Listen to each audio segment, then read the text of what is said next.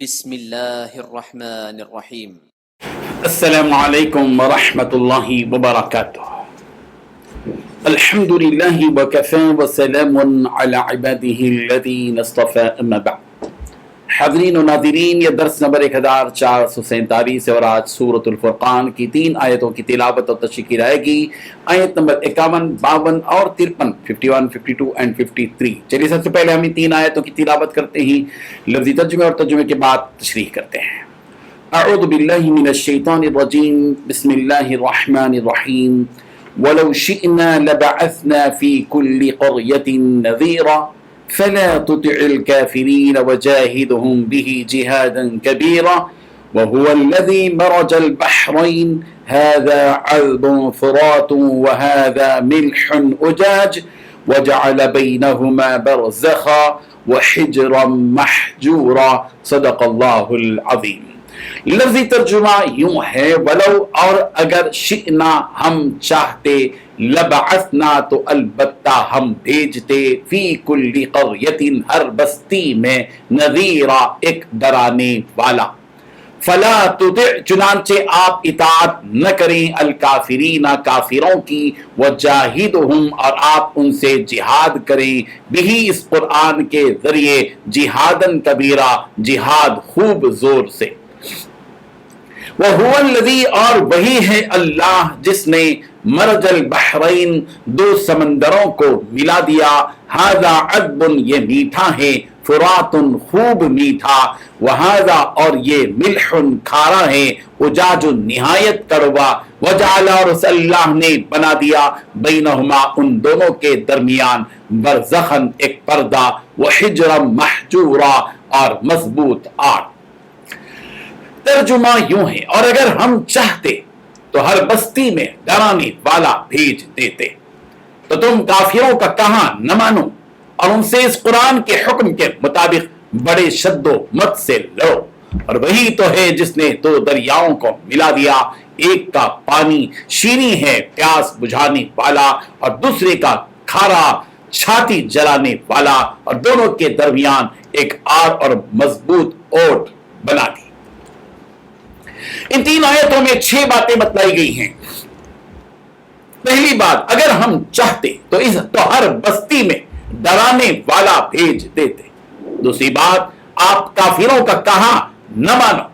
تیسری بات، ان سے اس قرآن کے حکم کے مطابق بڑے شد و مت سے لڑو۔ چوتھی بات، وہی تو ہے جس نے 2 دریاؤں کو ملا دیا۔ پانچویں بات، ایک کا پانی شیریں ہے پیاس بجھانے والا، اور دوسرے کا کھارا چھاتی جلانے والا۔ چھٹی بات، دونوں کے درمیان میں ایک آڑ اور مضبوط اوٹ بنا دی۔ بزرگان محترم، رسول رحمت صلی اللہ علیہ وسلم کو پوری دنیا جہاں کے لیے نبی اور رسول بنا کر بھیجا گیا۔ گزرے ہوئے نبیوں اور رسولوں کو مختلف علاقوں اور برادریوں کی جانب بھیجا گیا، جیسا کہ حضرت شعیب علیہ السلام کو مدین کی طرف بھیجا گیا، وَإِلَىٰ مَدْيَنَ أَخَاهُمْ شُعَيْبًا، اور مدین کی جانب ان کے بھائی شعیب کو بھیجا گیا، وَإِلَىٰ عَادٍ أَخَاهُمْ ہود، اور قوم عاد کی طرف ان کے بھائی حضرت ہود علیہ السلام کو بھیجا، وَإِلَىٰ ثَمُودَ أَخَاهُمْ صَالِحًا، اور ثمود کی طرف حضرت صالح علیہ السلام کو بھیجا۔ لیکن آخری نبی حضرت محمد مصطفیٰ صلی اللہ علیہ وسلم کو ساری انسانیت کے لیے نبی اور رسول اور نذیر و بشیر بنا کر بھیجا گیا، اور نہ صرف اس دور کے انسانوں کے لیے جس دور میں آپ کے سامنے مکے کے لوگ تھے، بلکہ قیامت تک کے سارے انسانوں تک کے لیے آپ علیہ السلام کو نبی اور رسول بنا کر بھیجا گیا، اور آپ کو بشیر و نذیر بھی بنا کر بھیجا گیا۔ چنانچہ سورہ سبا کی آیت نمبر 28 میں اللہ تعالیٰ نے فرمایا، وَمَا أَرْسَلْنَاكَ إِلَّا كَافَّةً لِلنَّاسِ بَشِيرًا وَنَذِيرًا، کہ پیغمبر ہم نے آپ کو دنیا جہاں کے سارے ہی لوگوں کے لیے رسول بنا کر بھیجا، جو کہ بشیر بھی ہیں نذیر بھی۔ اللہ تبارک و تعالیٰ فرما رہے ہیں کہ اگر ہم چاہتے تو ہر بستی میں ایک نذیر بھیج دیتے، ایک ڈرانے والا بھیج دیتے، اگر ہم چاہتے، جس کی وجہ سے اے پیغمبر آپ کی ذمہ داری کم ہو جاتی اور آپ کو سہولت ہو جاتی۔ اگر ہم ہر بستی میں الگ الگ نذیر ڈرانے والا بھیج دیتے تو ہر نبی اپنی اپنی بستی میں دعوت دین کا کام کرتا اور آپ صرف مکہ مکرمہ کی سرزمین میں دعوت دین کا کام کرتے اور آپ کے بوجھ سے بوجھ ہلکا ہو جاتا، کم ہو جاتا. لیکن ہم نے ایسا نہیں کیا، بلکہ آپ کو خاتم النبیین بنایا، سید المرسلین بنایا، اور ولکن رسول اللہ و خاتم النبیین، اور پھر قیامت تک کے انسانوں کے لیے، رہتی دنیا تک کے لیے آپ کو نبی اور رسول برقرار رکھا گیا. اللہ تعالیٰ رسول رحمت صلی اللہ علیہ وسلم سے یہ حقیقت بھی بیان کر رہے ہیں کہ پیغمبر یہ کافر ہرگز نہیں چاہتے کہ آپ دعوت دین کا کام کریں، یہ تو یہ چاہتے ہیں کہ آپ اپنی ذمہ داری سے سبکدوش ہو جائیں، اسی لیے آپ کو ڈراتے ہیں، دھمکاتے ہیں، آپ کے خلاف سازشیں کرتے ہیں، آپ کو جھٹلاتے ہیں وغیرہ وغیرہ، اور آپ کام چھوڑ دیں. ان کا مقصد یہی ہے. اس لیے اس معاملے میں آپ کافروں کی بات ہرگز نہ مانیے اور زوردار طریقے سے قرآن مجید کے ذریعے سے ان کافروں کے کا مقابلہ کیجیے. پچھلی آیات میں قدرت کی چند جھلکیاں بیان کی گئی تھی، سائے کی درازی، رات کی تاریکی، دن کی روشنی، نیند راحت کا سبب، اور بارش اور اس کے پہلے خوشخبری دینے والی ہوائیں وغیرہ.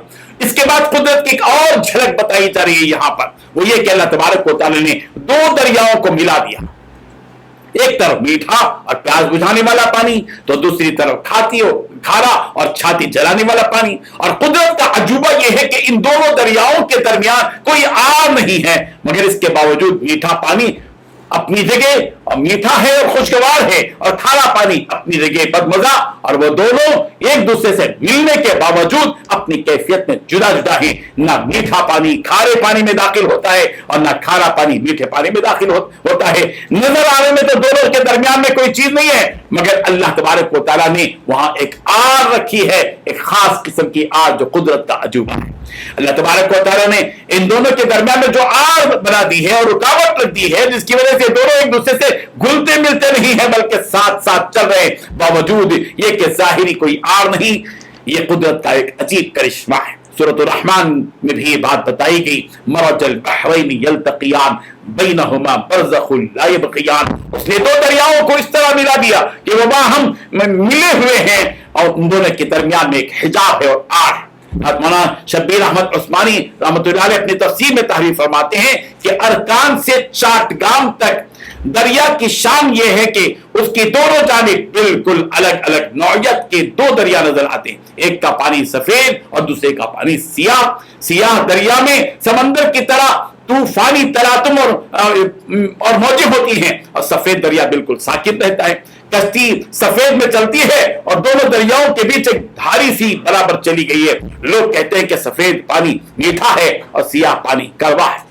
یہ بحرین یعنی دو دریاؤں کا ملنا یہ ایک سنگم ہے، اور اس کے باوجود دونوں کا جدا جدا رہنا کہ یہ پانی اس میں نہ ملے، وہ پانی اس میں نہ ملے، گڑمڑ نہ ہو، اور دونوں کے درمیان میں قدرتی طور پر جو آگ رکھی گئی ہے یہ قدرت کی ایک نشانی ہے. اللہ تبارک و تعالی ہمیں قدرت کے ان کرشموں کو سمجھنے کی توفیق عطا فرمائے.